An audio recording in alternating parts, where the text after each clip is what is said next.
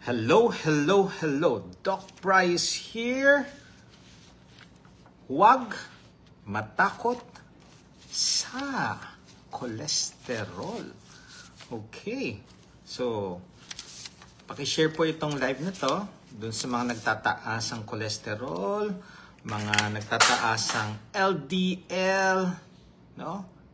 Lahat ng mga na-lipid profile nyo. Hindi lang yung cholesterol, hindi lang yung LDL, pag mataas din ang triglycerides nyo, tapos mababa ang HDL, nako, pakishare.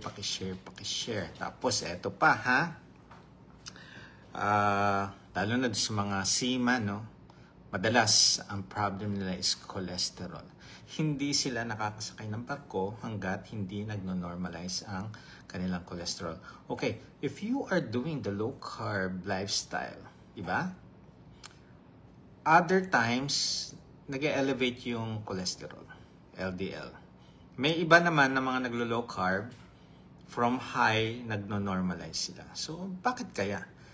Anong cause nun? Bakit yung ibang mga naglo-low carb, normal ang kanilang cholesterol and LDL, but yung iba naman, no, yung tinatawag ng hyper-responder, no, ang tataas ng kanilang cholesterol, nasa 600, yung iba 1,000 nga eh, no? But these are people that are very fit. Regularly nag-exercise, pagka check nila yung kanilang C-score, CAC score, 0. So, bakit kaya? Ano ang cause, no? So, nakakatakot nga ba na matataas tong cholesterol? Okay. If you are, sa akin, no, in my observation, in my clinical practice, okay, tandaan po ninyo na these are two parameters lang, cholesterol and LDL. Other parameters should be involved also. If your fasting blood sugar is elevated, no, your uric acid elevated, mga BUN, CREA, other mga liver enzymes are elevated. Normal pa ang LDL or mataas ang LDL and cholesterol. Kung other parameters are elevated, mas high risk for mga cardiovascular disease ito. Kasi being with high sugar, ang taas na ng incident mo na ma-stroke or magkaroon ng heart attack. Okay? Sa mga merong mga metabolic syndrome, so ano ba yung mga ito? Yung mga obese, number 1 na yan. Pagka-hypertensive ka, no? If you have high sugar, yan yung mga metabolic syndrome. And kasama din yung mga lipid profile. Pero, and yet, how come hindi kasama ang cholesterol and LDL sa metabolic syndrome? Ang included lang dito is the triglycerides and the HDL. Okay? So, always na pwede nating isalang-alan dito is the inflammation. Do not be afraid of the cholesterol. Mas matakot kayo sa inflammation. Because the higher na inflammation sa katawan ninyo, the high risk of having cardiovascular diseases or yung mga complication ng type 2 diabetes, ito yung mga inflammation. Mas hindi ko masyado inaano yung cholesterol and LDL as long as you address, ipapaliwanag ko bakit, as long as you address the other causes or root problem na nagkukos ng inflammation, which is yun, diabetes, yung matataas ang liver enzymes, yung BUN CREA nyo, siyempre, kidney function test yan.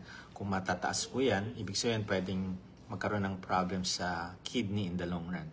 So, we need to address that immediately. Yung cholesterol and LDL, we can address that, lalo na sa society natin na kahit na anong sabihin natin na okay lang itong cholesterol and LDL, marami pa rin sa atin, no, takot na takot sa cholesterol and LDL. So, ano ba dapat ang kakatakutan natin? Tandaan po ninyo, no, ang LDL, no, yun yung kinakatakutan ng lahat. LDL is a lipoprotein. Transport po yan, ha? Transport system natin. So, anong ginagawa niya? Ang ginagawa niya is, tinatransport niya yung cholesterol, okay? From the body to, from the liver outside, no? Sa, sa body, okay? Yung iba nga, may nagtatanong, Dok, para saan yung VLDL, yung very low density lipoprotein? Ito naman is, ang pinagkaiba niya sa LDL, pati triglycerides transport niya. No? Transport niya. Yung HDL naman, transport system din to. Okay? Kaya nga, ang iisipin natin, masama nga ba talaga ang LDL? Kasi tinawag nating bad cholesterol. Pero tandaan natin, no, ang cholesterol is involved sa mga hormones natin.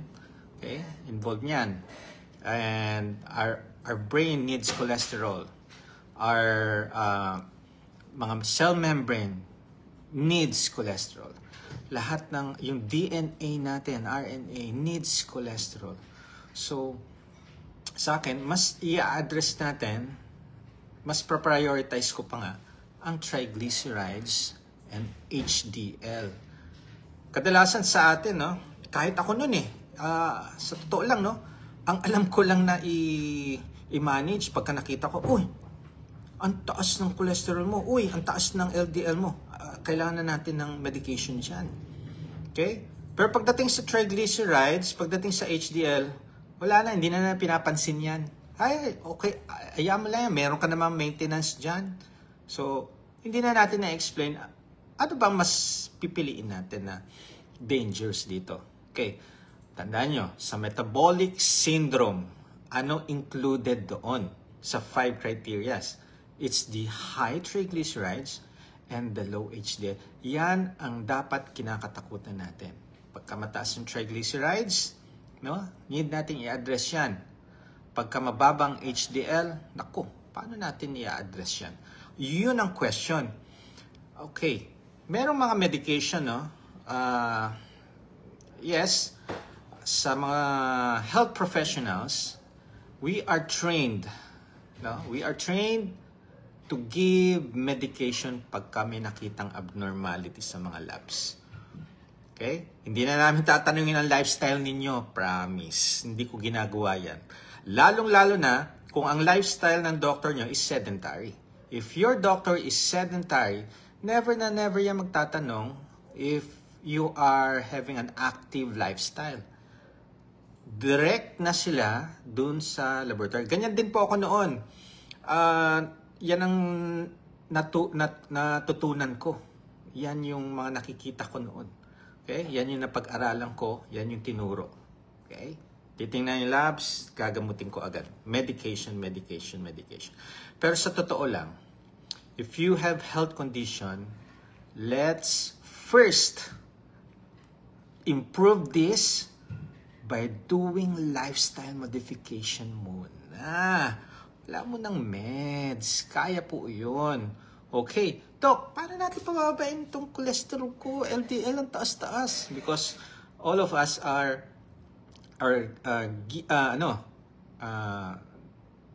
natuto tayo sa mga palaging sinasabi na napakadelikado niyan. So takot na takot tayo. Tandaan po ninyo, no, yung mga medication, their sole function is to lower the cholesterol and LDL. Okay? Dun sa trigly, meron din medication. Paano, ang problem no, HDL, paano pataasin ang HDL? Kasi hindi naman patataasin ng medication ang HDL. So, paano yun? Bababa nga yung mga cholesterol, LDL, bababa ang triglycerides. Paano natin patataasan ang HDL? Another thing yan.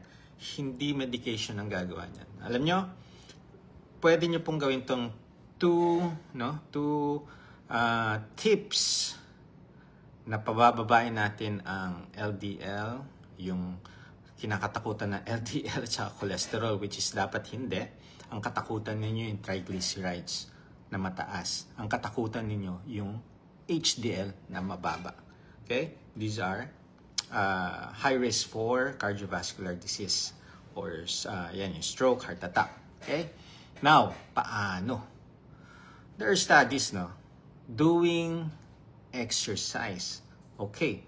Doc, naglalampaso ako. Doc, nagwawalis ako. Doc, naglilinis ako. Naglalaba. Okay. Yes, exercise is a subset ng physical activity. Yung ginagawa ninyong gawaing bahay, nagwawalis, no? Nagdidilig, physical activity po ito. It's a bodily movement.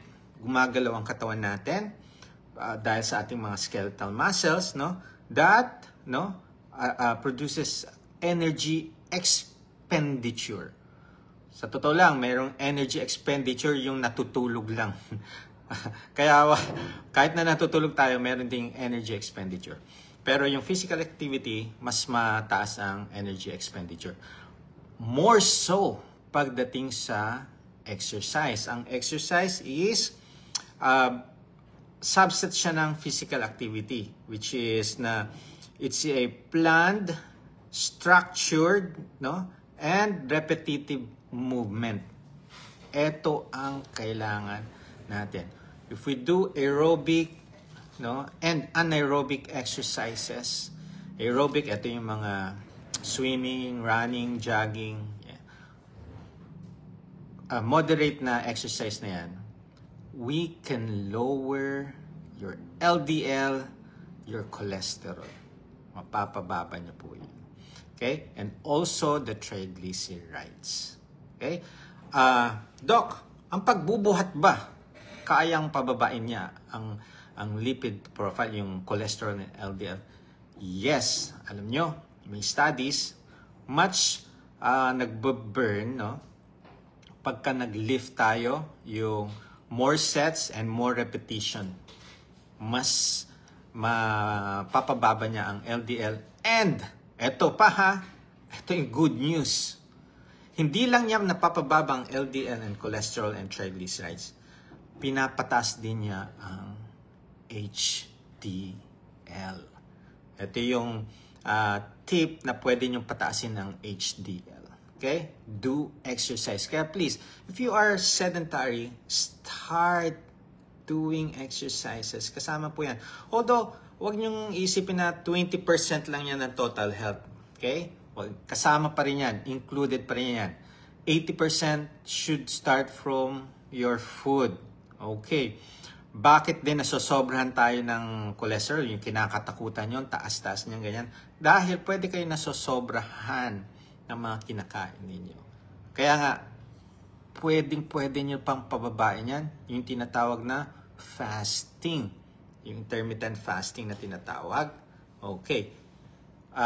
It can also lowers cholesterol and LDL. Okay? Yun yung maganda dyan. Doing fasting or yung tinatawag na energy restricted diet. O ano ang energy restricted diet? Ito yung mga caloric deficit. Ito yung nagbibilang yung 500 to 1,000 calories, no? Yan yung nire-restrict yung calorie. Pero tandaan ninyo, ang low carb is a natural caloric deficit. Bakit? Pagka nag-low carb po kayo, eventually para kayo nagfa-fasting din. Kasi nasasanay ang katawan nyo sa fat as your energy, hindi ka nagugutom. Tingnan nyo. If you do low carb, fasting is very easy to do. But if you are not doing the low carb, you eat high carbs, you eat sugar food, sugar drink, napakahirap mag-fasting. Bakit? Yung cravings mo, ganyan. Tumataas ang cravings every time you eat sugar food, sugar drink, or high carbs or processed food. Tumataas. So, every hour or every 2 hours, nagugutom agad. Kaya yung fasting, if you're going to break your fast with high carb, processed, or sugar food, hindi rin nagtatagal ang fasting ninyo. Because makakaya nyo one day, no, natitiis, yan yung tinatawag ko. No, ang mangyayari dyan is titiisin nyo yung para makapag-extend ng fasting. Wag na wag nyong gagawin yan. You need to listen to your body. Pagka nag-fasting kayo at hindi kaya ng katawan, eat na. Yung iba, no, kaya ko yan. Tinitiis. Minsan na nagko-collapse, nawawala ng malay. So, please, stop doing na yung pinipilit nyo yung fasting. If there's discomfort, if meron kayong nararamdamang mga hilo, sakit ng ulo, or panghihina, better eat na. Baka gutom na po tayo. Okay? So, you can lower it down. Okay. So, ano ba improvement ng ano?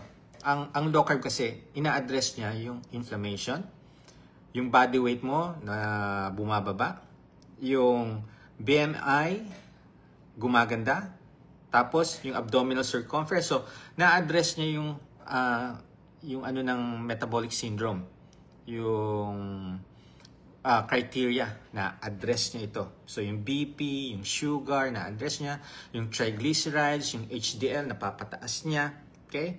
Yung insulin resistance na kokontrol niya, nagiging insulin sensitive, yung CRP, yung inflammation ng katawan, na papababa niya. So, ang problem lang, no, high cholesterol. So, in low carb, if you have high cholesterol, tandaan ninyo, you can lower it down the natural way. Although, no need to worry po yan because yung mataas na LDL, view kasi natin, it is viewed as a risk for cardiovascular disease. Yan yung pananaw, yan yung pagkakakilala natin sa LDL. Pero this is not the best way, no, to determine your metabolic health. No, it's not the best way yung LDL. Kasi it's a transport system po ito. Okay? Tandaan po ninyo, there are better way to assess or determine yung metabolic health nyo. So, ano yung mga ito? Abdominal circumference, your triglycerides, your HDL, your sugar, okay? Your blood pressure. Yan yung mga titingnan natin. And also, syempre, yung mga inflammation sa katawan. Much, much better determination for metabolic health to. Kaya, wag po tayong matakot. Ngayon, if you really are insisting na delikado to, much better is take your CAC score. Okay? Marami kasi matataas ang cholesterol and LDL. 0 ang CAC score nila.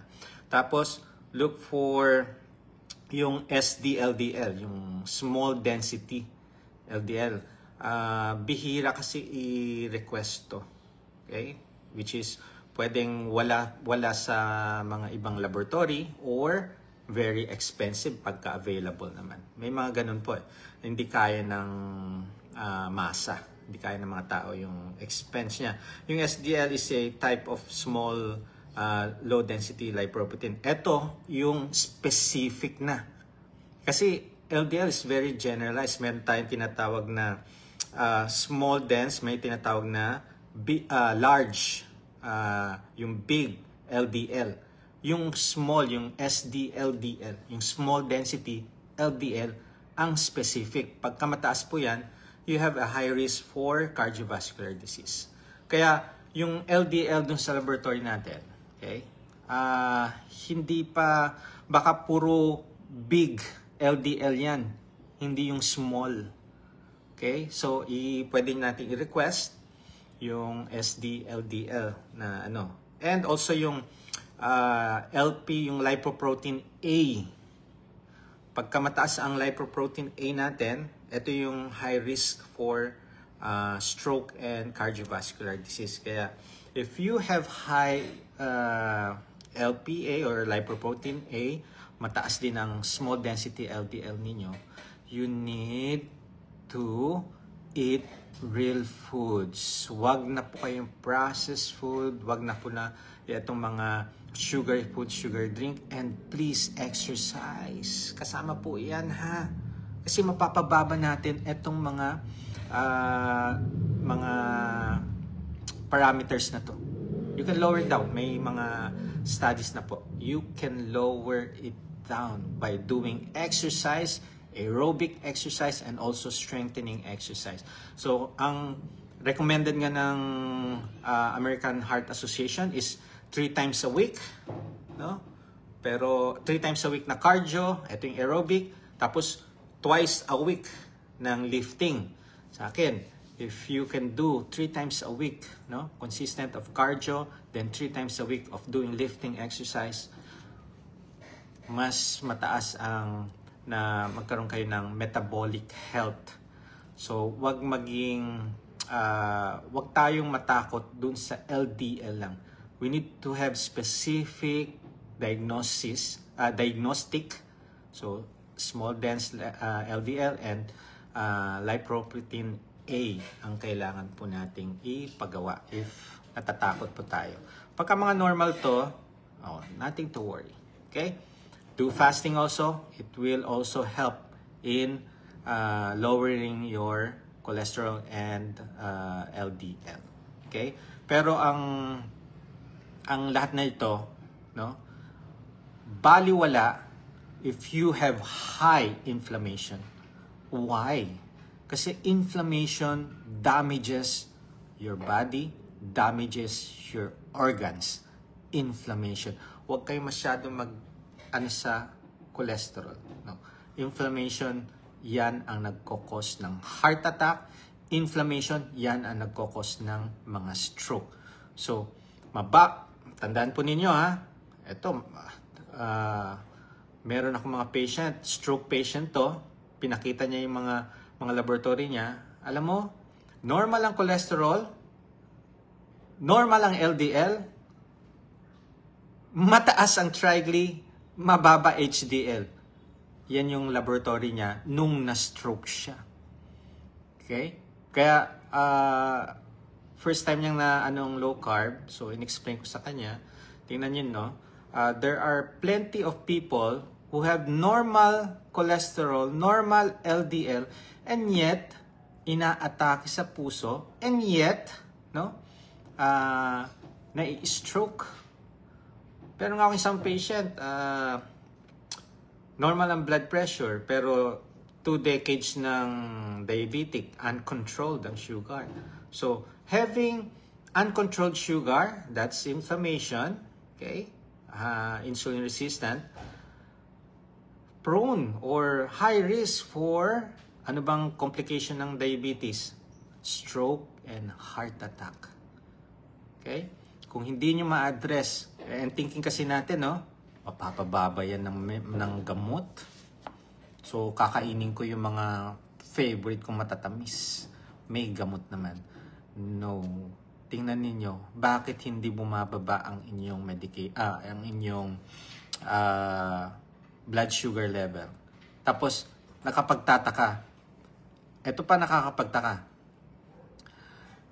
Kaya mataas ang sugar mo or nag-normal ang sugar mo, okay? Dinadagdagan ang medication sa sugar. So, please address your inflammation. Tapos, may reason bakit umiinom ng maintenance. May reason bakit nag-i-start tayo ng maintenance. There should be a reason kung kailan tayo magbabawas ng maintenance. Okay? Pwede po yan. As long as you're not changing your lifestyle, these parameters hindi mag-o-okay. It will just worsen. So kahit na uminom kayo ng mga maintenance, it will just worsen yung inyong yung lifestyle diseases, yung chronic diseases ninyo, yung mga existing health issues ninyo, baliwala yan, no? Lalong lumalala. Kaya tingnan ninyo, how come tumataas yung mga inaatake sa puso, nai-stroke, tumataas ang incidence ng diabetes, mga dinadialysis ngayon. Paano ko nalaman dumadami ang dinadialysis? Haba, dumadami kaya ang mga dialysis center. Parang mga kabutik. nagsusulputan kung saan-saan. Okay? So if you want to address that, start now by lifestyle modification. Eat nutrient-dense food. Eat real foods. Hindi po puro sugar. Hindi po puro processed. Okay? Other than the nutrition, yung pagpupuyat po natin, i-address na natin. Kung hindi nyo maayos yung pagpupuyat, mai-stroke lang kayo or magkakaroon kayo ng heart attack. Bakit? Pagka napupuyat kayo, ayan na yung stress eating na tinatawag. Pagka napupuyat kayo, ayan yung nakakain kayo ng kung ano-anong process, mga instant, di ba? Wala nang panahon magluto eh. So, ano yung pinaka-instant? Iinitin mo lang. 3 minutes, luto na. That's processed. That's garbage. That's dangerous to your health. Ako, alam nyo, favorite ko dati. Tinigil ko na. Why? Nung natutunan ko tong lifestyle modification, nung natutunan ko tong low carb, it improves my health. If you want to improve your health, if you want to lower your sugar, lower your blood pressure, mag-normalize yung fatty liver, yung liver enzymes ninyo, pati BU and CREA ninyo, yung mga may CKD dyan, you can lower it down. Kayang-kaya. Kailangan lang matinding usapan. Kailangan maipaliwanag sa inyo. Okay? Please, make sure your trusted doctor explain to you bakit eto ganito? Bakit may gamot? Kailangan may paliwanag. Ano ang pwede nating gawin para mas lalong healthy ang ating katawan? Bakit natin ini-aim ang health? Bakit? Prolong our life, enjoy our loved ones, no? Yung tumanda ka, quality of life. Hindi yung tatanda ka, baldado, kalahati, hindi mo magalaw, or imagine mo yung iba, nakatungkod, nakasaklay, yung iba amputated, mga diabetic, no? Putol lang paa. Yung iba nagda-dialysis. Is that what you say quality of life? No, hindi po yan quality of life. Nakakapanghinayang na ang ipinalit natin, no, yung comfort, yung palatable food, yun ang pinalit natin versus dun sa impending health situation. Okay? Hindi natin alam in the near future, no, kung ano ang health natin. Because kung ano yung ginagawa natin ngayon, kung ano yung nagiging lifestyle natin ngayon, yan yung magiging kapalit in the near future. Okay? Yung iba sinasabi, enjoy na ngayon. Wala na tayong pakialam sa future. We should stop that because we know how will end para sa atin if you're not going to change your lifestyle. So please, huwag tayo matakot sa cholesterol. Mas matakot tayo if our blood pressure, if our sugar is not improving. Yung iba nga, kakambal na ang fatty liver, you can address that. Okay? Madaming mag-i-improve if you only start sa lifestyle modification. Do exercise, fasting, it will lower your cholesterol and LDL. It will also, yung exercise, it will improve your HDL, patataasin din niya. Okay? So do that. Doc, tamad na tamad ako. Even you're lazy or tinatamad, kung 30 minutes, gawin mong 15 minutes. Isang tip yan. As long as you do some walking, start na tayo dyan. Okay? And also, hindi lang to, proper nutrition tayo. Okay? Hindi mag-i-improve ang health niyo kung exercise lang. I've been there, done that. Thinking ng mga doctors, thinking ko yan as a doctor, thinking ko na exercise will make me healthier, no? Maging papayat ako. No, it does not do that, no? nutrition ang prioritize nyo. Pang ano lang, pang support ang exercise. Pagka tama ang nutrition nyo, papayat po tayo, magiging health, yung BMI natin magno-normal. And then, we support it by doing resistance exercise and cardio exercise. Kaya nga, from sedentary, we will adapt to being, having an active lifestyle. Adapt, mag-evolve po talaga tayo. Been there, and I have been monitoring, and in my clinical practice, mas marami pong nag-i-improve sa kanilang health when they focus more on the nutrition part. Okay? Yan yung maganda dito. And besides, lahat to para sa ikakabuti and quality of life ng mga mahal natin sa buhay. Para sa kanila to, para sa atin. Okay? So, please share this live, no? Huwag tayo matakot sa cholesterol. Okay? And much mag-worry tayo if mataas ang inflammation ng ating katawan. This is the right time to ask questions. Please do note na this is a additional knowledge and learning. Hindi po ito diagnosis sa inyong health problem. But if you have health concern, consult your trusted doctor or your health practitioner na same lifestyle as you are doing. So, yes, hello sa inyong lahat. Okay, kahit na busy na, no? Busy na tayo sa mga Christmas party, mga pagbibili ng mga gifts. O, tandaan natin ha, Christmas is giving joy. So, mga present, yan yon. Hindi yan yung time na eating, as eating, time for eating anything you want. No. Gift giving po ang Christmas, ha? Tandaan ninyo yan. Okay, so let us see kung may mga questions. Watching while breaking my fast. Ayun, si Miss Ivory.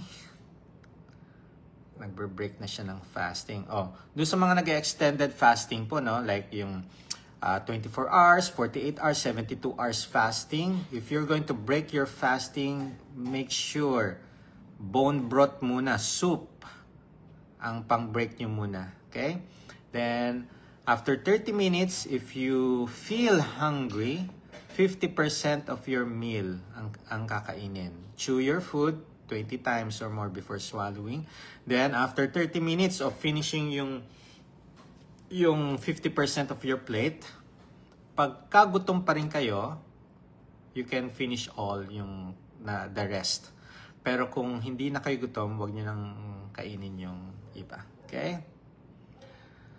Okay, 0.6 plus. Ano yung 0.6 plus? O 600 plus yung cholesterol. Okay, kung yung ibang mga parameters, no? FBS, normal ang weight ninyo, okay? Wala kayong inflammation. Ang 600, you need to do exercise. Kasi lahat to, no? Nutrition. If you are sedentary, syempre, you need to do exercise. Kaya hindi na burn po yan. Hindi yan na you use up because you are sedentary. Mas madami. Kaya nga yung iba, no? Nagkakaroon ng energy restricted diet. Ito yung caloric deficit na diet. Kasi hindi sila active. Yun ang ginagawa. Nire-restrict na lang. Pero if you're going to be active, much better yun.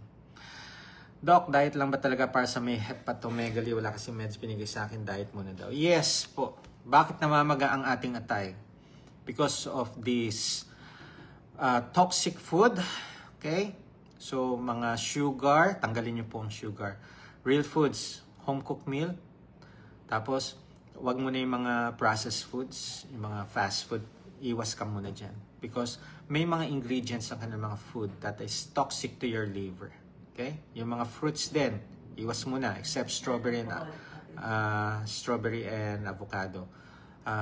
Tigilan nyo muna because yung iba kasi may fatty liver, yan yung tinatawag na non-alcoholic fatty liver. Saan nanggaling? Hindi sa alcohol, kundi sa mga food and drinks na may mga sugar, may sweetener. Okay? Tanggalin nyo muna. Pagpahingain yung mga namamagang atay. Okay? Ayan. Swimming every morning. Nako, alam nyo ba ang pinaka-the best swimming? Bakit? Halos lahat parang may resistance exercise na rin yan eh. Tapos lahat, kamay, lungs, paa, gumagana. Coordination. Okay? Ayan. Siyempre, hindi ka makakalangoy kung hindi coordinated ang kamay at paa mo. Alam niyo, nag-aaral ako ng swimming. Ang hirap kaya matutong mag-swimming. Bakit? Learning to dance. Pagka nag-concentrate ako sa kamay, hindi gagalaw yung paa ko, edi lulubog. Nag-concentrate ako sa paa, hindi gagalaw yung kamay ko, mali-mali, lulubog din. So, kailangan talaga coordinated. Kailangan para kang sumasayaw. Okay? Yes, may clinic po ako sa Ace Valenzuela, pero sa January na po ang ano ko. Okay? Paano pag may protein sa ihi? Okay, depende po yan, gaano kadami yung protein or ano yung ratio. Tingnan natin. And ang albumin sa ihi, maraming cause. Aalamin natin kung ano yung cause. Kaya wag muna kayong mag-worry. Kasi pwedeng exercise can cause elevated albumin. No? Exercise, pwede. Infection can also cause. Okay? Yung iba nga, menstruation can cause also high protein. Kaya please, consult para ma-explain ng inyong trusted doctor. Hopefully, nag-explain sila, no? Okay? Ako, you are very lucky if your trusted doctor explain everything to you. Okay? 8 years old, ALL, no? Leukemia po, cancer of the blood po ito. Yes, much better. Mga 8 years old, tanggalin na natin ang milk. Mga sugar lang yan. Okay? Tanggalin natin ang processed food. Hindi yan beneficial sa katawan ng mga growing child. Ang kailangan natin, real foods, mga protein, no? Bigyan natin ng fats, bigyan natin ng vegetables, bigyan natin ng masustansyang pagkain.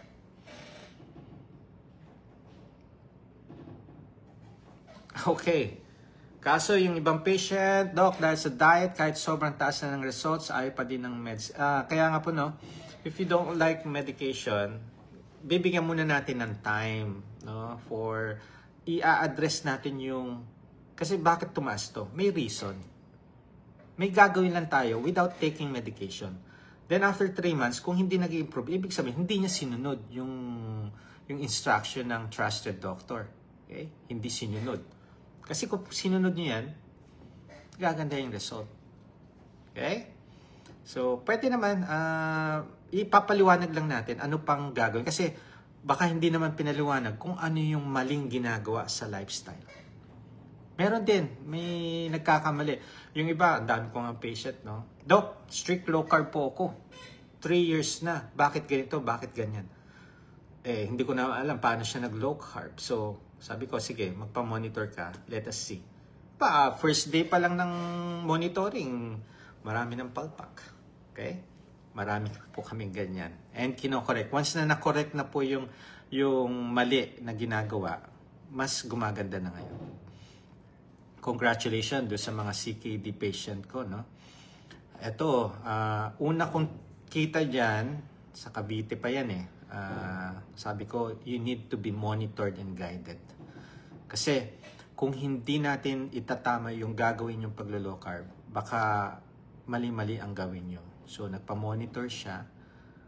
Naku, pang dialysis na kaya yung kanyang CREA.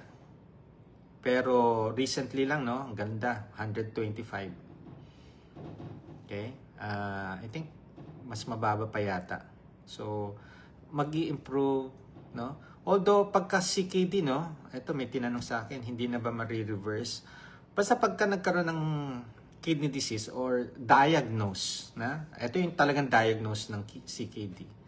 May damage na po talagang kidney. So, ito yung parang nabanggang kotse, may damage, pero gumagana pa rin. Okay? So, tandaan ninyo, may damage, pero gumagana. Yun ang importante. Yung gumagana siya. Yung, alam niyo yung hindi siya madadialysis. Pagka kasi nadadialysis, ibig sabihin, hindi na gumagana yung kidney. No? Nahihirapan na siyang gumana. Kailangan na ng tulong. Okay? So, hopefully, lahat ng mga may problem, no, sa kidney, ma-address na natin ito. By changing your lifestyle, ayusin natin yung lifestyle ninyo and yung nutrition. Okay? At number 1 pa, ha? Bakit nadadamage ang kidney? Walang tubig. Or electrolytes, kung dehydrated. Pag dehydrated tayo, tandaan ninyo, magugulat na lang kayo, umiihi kayo ng dugo. Lalong-lalo na sa mga atleta. If you are athletic, no? And you are not drinking water or electrolytes sa inyong training, sa inyong mga races, eventually, iihi kayo ng dugo. Yan yung tinatawag na acute kidney injury. Okay? Na pwede kayong ma-dialysis. Sa ingat-ingat po tayo. Ha? Aha. Pagka mataas po ang ASO, meron niya specific, no? Anti-streptolysin O ang tawag dyan. So, may infection yan. Okay? So, consult. I-address natin. Marami pong mga ipapa-check na mga diagnostic. Okay? Ano pa?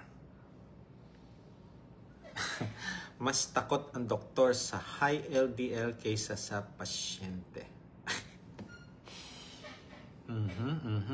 Actually, ako noon, yan yung ano ko, ay, naku, nakakatakot to. Ang taas. Pwede ka ma-stroke. Okay? Well, sa akin, yung triglycerides, ang HDL, ang concern ko na dyan. And, eto, signal lang naman to sa atin. Parang precaution na. Pagka, no, wag kayong matatakot agad na bukas mag-stroke na kayo. Hindi. As long as wala kayong nararamdamang mga discomfort, as long as normal ang BP ninyo, as long as normal ang sugar ninyo, normal ang weight ninyo, no? Huwag kayong mag-worry.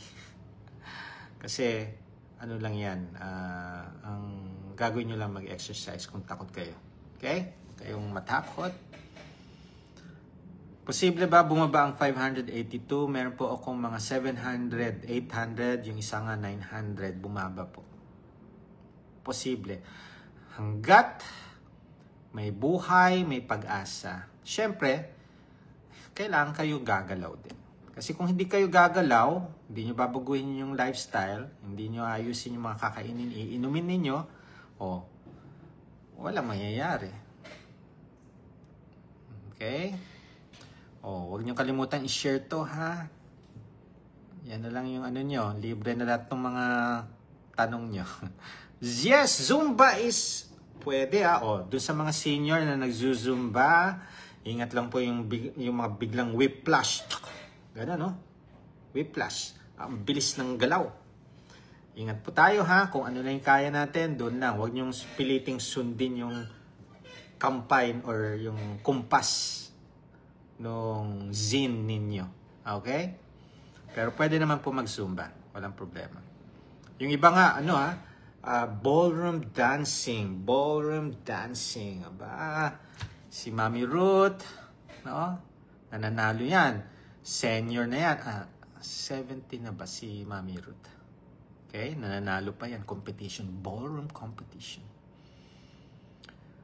Okay. Pre-diabetic. Okay lang ba ang 1 cup rice a day? Okay. Ito yung tinatawag kong moderate. Pero if hindi na ko-control yung sugar ninyo, much better, tanggalin na natin itong 1 cup rice.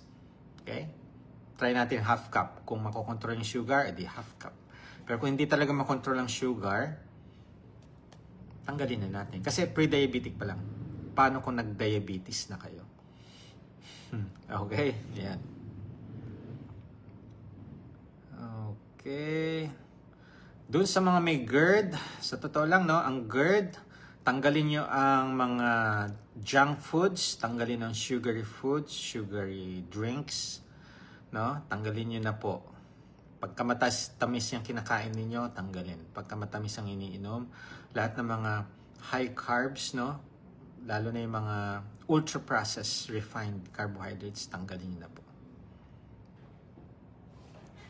Okay, may bad side effect po ba ang taking metformin and statin? Alam nyo, lahat ng mga meds, they have side effects. Kaya nga wini-weigh namin, no? Ano yung ano ang kinikilingan namin is mabigyan ka ng gamot kahit may side effect, yun yung titingnan namin, no? Kung mas katulad ng sa sugar, kung hindi nyo babaguhin ang lifestyle niyo, okay, much better na bigyan ko kayo ng medication. Kaysa hindi ko kayo bigyan ng medication, hindi bababa ang sugar niyo, mas nagkokos ng inflammation, nagkokos ng damage. Okay? Konti-konti lang na damage per day. Eh paano kung decades nang may damage yan? Naiipon-ipon yung damage per day, 10 decades, no? Magkakaroon ng inflammation talaga yan. Tapos, pwede kayo ma-stroke, pwede kayo ma-heart attack, or pwede kayo ma-dialysis. Okay. Okay, 1.1 cm VSD. Okay, ang problem dyan is valve ng puso, valvula. Wala naman po sa laki yan. Depende yan sa pasyente. Merong iba, maliliit lang ang centimeter pero nangingitim or nahihirapang huminga. Okay? So, usually, ino-operahan po yan sa puso. Ang 1.1, ang 1 cm, mga ganyan. Oh. Yan. 1 cm. So, 1.1 mga. Medyo, okay? Sumasakit ang tiyan ko ngayon. Yung sakit niya pa is 1/10. Okay. Baka hindi nyo inuya ang pagkain ninyo. Inuya inyong mabuti. 1/10. Tolerable po yan, ha? Although dapat walang kirot. Okay? Doc, normal po ba sa 21 years old ang 137/86 na BP? Ito tandaan ninyo, ha? Iko-correct ko na. Sa akin, ha? Iko-correct ko na.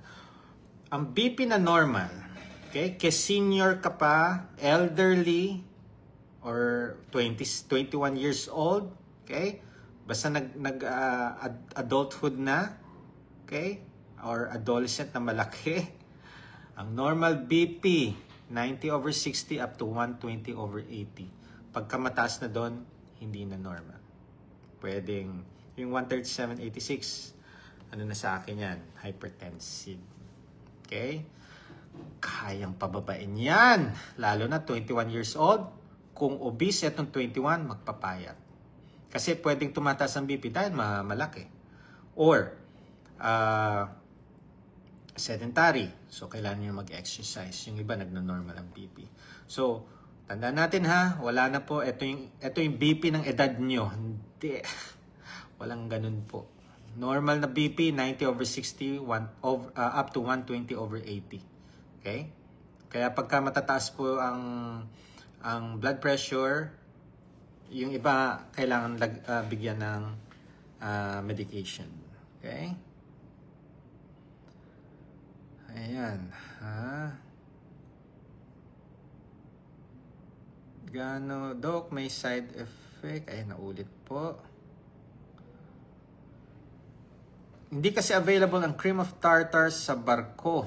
Ano po pwede i-substitute? Okay lang po. Wala tayong magagawa. Nasa barko kayo. Dapat bago kayo sumakay ng barko, nag-grocery muna kayo ng cream of tartar. Nasa grocery po yan. Okay? Ayan. Kung mataas ang cholesterol, anong safe exercise ang pwede kung may cervical spine compression, L4, L5, at mababa ang creatinine. Nako, pagka mababa ang creatinine, the more na kailangan nyo ng resistance, yung lifting exercise. Okay, kung may cervical spine compression, ano yan? Obese po ba kayo? Eto no, marami pa akong tatanungin, hindi lang yung diagnosis. Bakit tayo nag-derive sa diagnosis? Ano, pwede kasing obese or morbidly obese kaya nagkaroon ng cervical spine compression sa L4, L5. Okay? Pwede yon. Kaya you can do lifting exercise dun sa mababang creatinine kasi muscle wasting. Sarcopenia ang tawag dyan. Tapos, you can do lifting nakaupo. Yan, nakaupo. Tapos, you can do biceps curl. No? Hindi involve ang spine yan.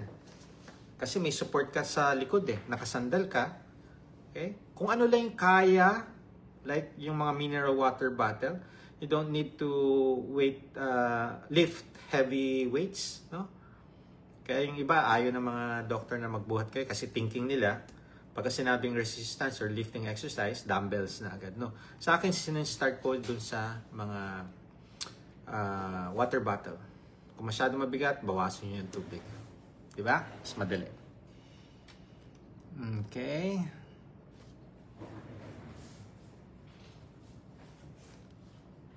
Okay. Doc, nung nirestahan ako ng resistance training, grabe, bumaba ang triglyc ko. Tsaka ang LDL ko. Nakaka-proud. Gusto ko ipatarpaulin ang lab result ko. Go. Congratulations, Miss Vanessa San. Ayan, binanggit ko ha. Continue itong mga reseta ko. Resistance training. Alam nyo, wala akong pinipili. Okay? 80 years old kayo, 70 years old, 60 years old. Pagre-resistance training ko talaga kayo. Bakit? Mas titibay ang buto nyo compared sa pag-inom ng matatamis na gatas. Ako po. Sorry. Pero yun ang totoo. Okay? Mas titibay ang buto ninyo. Bakit? Pagka nagkaroon ng muscles sa mga legs nyo, nagkaroon ng muscles, no? Muscles, nakarap yan sa buto. Okay? Cushion, protection yan. Yung balance mo, stabilize. Okay? Kaya sigurado ako, habang tumatanda tayo, hindi mo kakailanganin ang tungkod or walker or wheelchair. Hindi. Mag-i-improve ang inyong health. Imagine mo, resistance exercise, napababa niya yung triglycerides at LDL. Galing, di ba? Kaya nga, be patient lang. Yung iba kasi nagmamadali. Well, hindi natin masisi, lalo na sa mga seaman. Dok, kailangan ko na 1 month kailangan ko mapababa ang LDL ko at cholesterol. Oh my, hindi ganun. Usually, lifestyle, usually 2 months to 6 months bago makakita ng pagbaba yan. Improvement. No? Yan. Okay. Oh, wag ka daw matakot. Sabi, tawa na siya. Talagang tayo, sanay tayong sumunod. Pagka nakarinig tayo, nakakatakot to, baka ma-stroke. Hanggang na yan. Kahit na hindi pa nakikita ng doktor, pagka nakita ng kapatid mo, may stroke ka. Kasi bukang bibig na natin yan. Dok, paano pag manas ang isang side ng katawan? Ano po ang pwede gawin? Naku po, ang manas dapat pantay, no? May manas dito sa kanan, sa kaliwa. Kung may kabila manas, pa-consult natin baka may baradong ugat. We need to do that. Okay, lalo na kung yung manas may pain. Okay, paano po umabil sa resistance training niyo? Naku, ang dami sa YouTube. Pero kung gusto niyo yung sa akin, resistance training ko, bibigay ko libre. Magpakonsulta lang kayo sa akin. Sorry, joke. Pwede naman. Message niyo ako. Okay? Doc, ang tanong ko lang, kapag ang BP ko ay 120/80, ang pakiramdam ko po parang kasing taas ng 140/90, nasusuka. Okay. Yung iba, no? Pagka nakakaramdam ng naduduwal, sumasakit ang ulo, ang unang-unang gagawin, magbi-BP. Baka kasi high blood. Pero nakita niya 120/80. Okay. Pagka nakakaramdam ka ng discomfort, ang unang gagawin mo is, wag mo ng BP. Uminom muna kayo ng electrolytes. Baka nadi-dehydrate na kayo. Pagka naglo-low carb kayo, ha? Uminom ng electrolytes, baka nadi-dehydrate. Kung hindi umokay, kumain na kayo, baka gutom. Kung hindi umokay, uminom ng electrolytes, kumain, hindi pa rin umokay, sigurado ako, palagi kang puyat. Kaya please, maaga matulog. Yan yung mga cause ng mga discomfort, ng mga feeling nyo, ang taas ng BP. Yan, puyat, number 1. Well, number 1 naman is dehydration, hunger, yung ina-extend yung masyado ang fasting, then yung tulog, puyat. Or, pwedeng anxiety, stress, isang cause din yun. Doc, pwede po ba mag-low carb yung may gout? Kasi bawal sa red meat pag may gout at seafoods, Doc. Maraming naku po. Okay. Ito. Sa mga may gout po, pwede po ang meat sa akin. Okay? Anong tatanggalin ninyo? Tanggalin ninyo ang processed food. Tanggalin nyo ang mga tinapay na yan. Tanggalin nyo ang mga noodles, pansit. Okay? At baka kulang kayo sa tubig. Kaya tanggalin nyo ang kape, tsaa, soda, soft drinks. Tanggalin ninyo yan. Once na tinanggal nyo lahat ng mga processed food, sugar drink, fast food, restaurant food, home-cooked meal, and you are hydrating yourself, hindi nagpupuyat, unti-unti mawawala yung gout nyo. Okay? Ayan. Pagka nawala po ang gallbladder, okay, sa akin, ang dapat iwasan, ano dapat kainin at ano dapat iwasan? Ang dapat kainin, real foods, nutrient-dense food, mabibili lang yan sa wet market. Ang dapat iwasan, junk food, sugar drink, processed food, rest of food, fast food. Iwasan mo kung wala na kayong gallbladder. Dok, parang sinabi nyo lang, mag-low carb na lang ako. Yes! Bakit? Pag nag-low carb kayo, hindi kayo nagugutom. Kasi pagka hindi kayo nag-low carb, pag kayo palaging high carb, pansinin nyo, every 2 hours, gutom, kain kayo ng kain. Okay? Yan yung problem yan. So kahit na wala po tayong gallbladder, do not worry. Why? Ang gallbladder is a storage of your bile. Okay? Kahit wala ang gallbladder, nagpo-produce ang liver natin ng bile. So meron pa rin. Okay? Wala nga lang imbakan. Kaya, you need to chew your food properly. Okay? 20 times or more para hindi mahirapan ang ating stomach mag-digest. Kasi, eventually, andyan na yung bile. Hintayin nyo lang, darating. Huwag lang kayo nagmamadaling. Iba kasi, sobrang sarap kasi ng ulam, ng pagkain. Wala nang nguya-nguya. Okay? Ayan. Ano pa? Doc, I'm 20 years and I have anxiety, nagpa-panic attack, nagpa-BP ako, 140/70 po dahil bato sa anxiety. Actually, okay pa yung BP mo eh. Alam mo yung mga may anxiety naming minomonitor, Kuya Gibo? Ako po, nagto-200 over 110. 200 over 120. Ito ang problem, no? Pag may anxiety, may depression, or yung mga PTSD, need nyo ng kausap. Okay? Kaya nga, pagka may patient ako na diabetic, may patient ako na may fatty liver, tapos, na pagka ini-interview ko, kinakausap ko, no? Uy, sasabihin niya may anxiety siya, ganyan. Alam mo, I will advise the patient to be monitored and guided. Why? Every time na magpa-panic attack, no? Every time mag-anxiety, may makakausap. Tamo, ang daming gumagaling sa mga anxiety pag kami nakakausap. Hindi na sila nagpa-panic kasi may nagpapaliwanag sa kanila na there's nothing wrong. Yun ang importante dyan. Okay? Okay. Ano ba ma-advise mo sa mga mag-sputum test? Uy. Bakit kayo pinapa-sputum exam? So, nako-consider sila ng tuberculosis or primary. Much better yan para malaman. Pero, mga adult, kasi pagkabata, mahirap, hindi sila yung iba hindi marunong magdahak. So, sputum test dun sa mga adult, much better para mas malaman kung tuberculosis ba to or hindi. Okay? Ayan.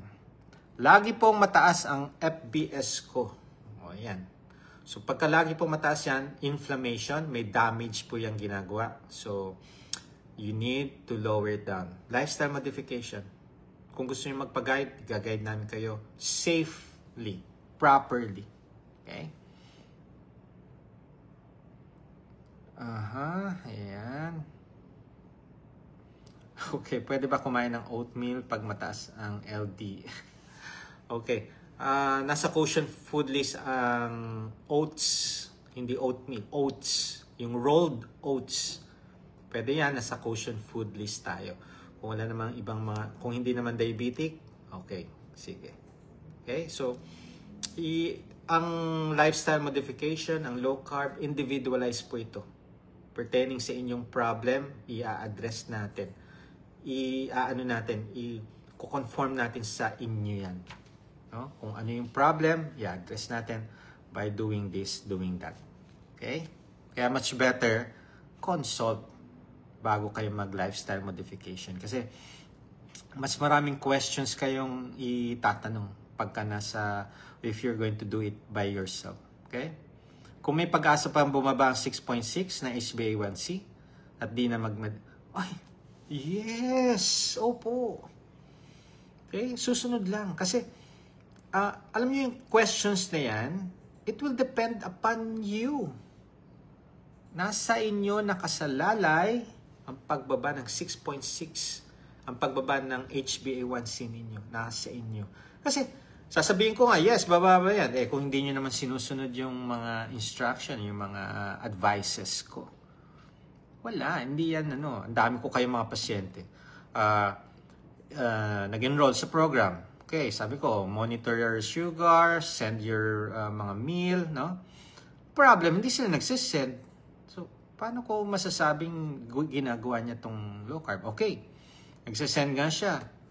Okay? Kaso, tataas. Kahit na ano sabihin ko, bawal po ito. Bawal po, ganyan. Kinakain pa rin niya. So, useless. Wala yan. I mean, useless na hindi siya bababa. Kasi, nakasalalay sa inyo. Kung susunod kayo, bababa yan. Okay. Okay, ano po yung anong blood test? Yung large and small, You can test for ApoB and yung tinatawag natin small density LDL. SDLDL. Yun po yun. Pa-check nyo yun. Okay? Although, yung pricey, alam ko mahal eh. Kaya sa mga ordinary people, no? Baka hindi nila ma-afford unless i-approve ng health card. Ganyan. Pero mahal kasi. Okay? Good evening po, Doc. 4 months na po ako. Nag-low carb. Proud po ako kasi almost 20 kilos na less sa akin. Congratulations po doon sa mga nag-i-improve ang kanilang health. Yung kanilang BMI nag-i-improve po. Very good. Okay? Doc, normal po ba ang 77 over 100 heart? Ano yun? Hindi ko gets to Kung ang normal heartbeat po is 100 and below. Okay?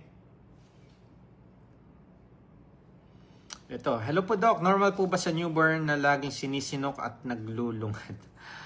Okay, pagka sinisinok po, ang question ko dyan, bottle fed ba siya?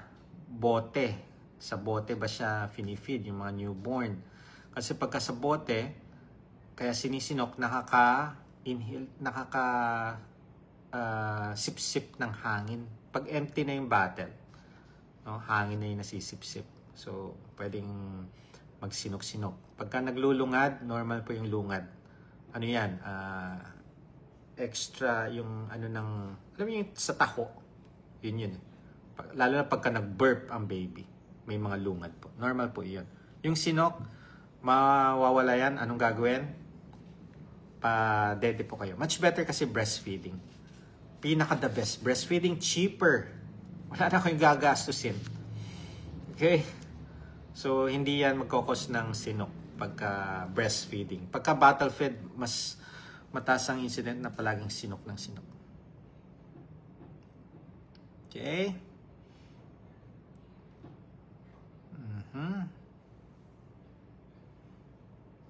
Ayan. Okay. Ano ba ang BP ng pre-hypertension? Okay, ang BP po ng pre-hypertension, ang systolic is 120 to 129 over, okay, less than 80. Pagka stage 1 hypertension, 130 to 139 over 80 to 89. Okay? Stage 2 hypertension, 140 pataas over 90 pataas. Okay? Hypertensive crisis, ito yung mga matataas ng BP, more than 180 ang systolic. 180 over more than 120 in diastolic. Okay? So, tandaan, normal BP, 90 over 60 up to 120 over 80. Okay? Yan.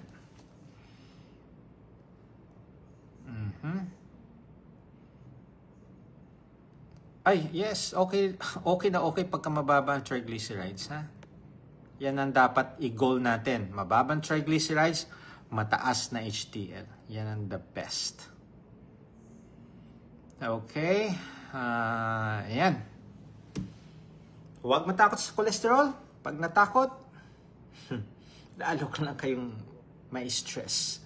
Tandaan ninyo, lahat ng mga laboratories na ito makikita ninyo pag abnormal, huwag po kayong mag-anxiety because you are the pilot of your health destiny. Kaya po nating gawin ng paraan kung gugustuhin ninyo. Kasi yung iba, may result, hinayaan lang.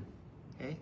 Pero pag matataas kasi ang sugar, mataas ang bioencrea, mataas ang liver enzymes ninyo, you need to change your lifestyle before, no? Last resort ang meds. Tandaan po ninyo yan. Okay? Gumaganda ang mga laboratory, gumaganda ang health by just changing your lifestyle. Huwag muna kayong mag-ano sa gamot. Okay? Pero syempre, sa mga health practitioner, yan po talaga na-train kami. Kaya pagka nakakita kami ng mga abnormal, bigay na agad kami ng medication. Why? Yun yung automatic sa amin yun eh. Yun na yung automatic. Okay? Pero sa akin, nung nag-change ako ng the way I practice my medicine, mas marami po akong napapagaling ng mga pasyente. Mga natatanggalan ko ng mga meds. Mas dumadami.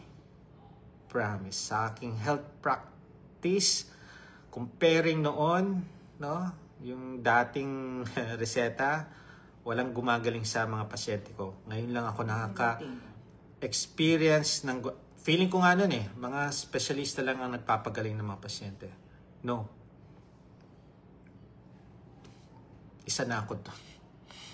Gumaganda ang health, gumaganda ang kanilang mga laboratories. Okay? So, if you want to improve your health, you need to have a right mindset. Kailangang open-minded ka. Proper low-carb nutrition, proper. Fasting, do fasting. Okay? Listen to your body. Kung kailan yung gutom, saka kayo kumain. Pag hindi gutom, huwag kumain. And syempre, be active. Hindi pwedeng puro sedentary. Hindi pwedeng nag-retire kayo. Hindi na kayo mag-exercise. Retire kayo, puro kayo upo, basa ng libro. No? No. You need to have an active lifestyle. Do cardio, lalong-lalo na sa tumatanda, do resistance exercise. Be the best version of yourself. When you adapt, you will definitely evolve. Bye!